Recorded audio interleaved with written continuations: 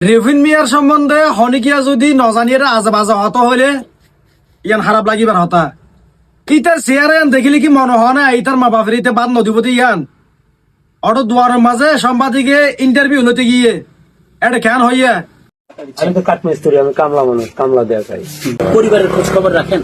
হ্যাঁ অবশ্যই, আমার পরিবার আছে। আমার পরিবার যদি ঠিক থাকে আপনাদের সাথে যুদ্ধ করে আমি আয়ত্ত। পরিবারে কে কে আছে? আব্বু আম্মু মা বাবা ভাই বোন, আমরা 3 ভাই 2 বোন। বউ বাচ্চা নেই? না বউ বাচ্চা নাই, আমি বিয়ে করিনি।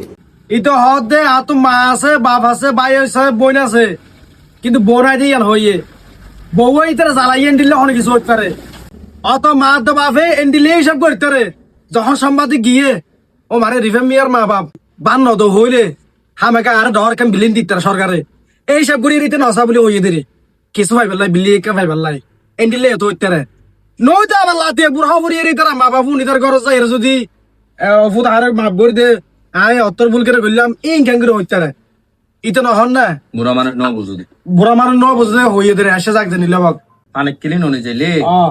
আলা কিছু মনে দিলে হতো না মাই এন্ডিল হদ্র না মায়ে মানি ফান সাবাদ দি তার গয়া তা তারপরে হরিকে বুঝা লইলে আর কিছু নদে কেন হয় আর কিছু নদে মা বাপ নসাই বুঝিয়ান কিন্তু এত বড় বিশ্বাস করানো যায়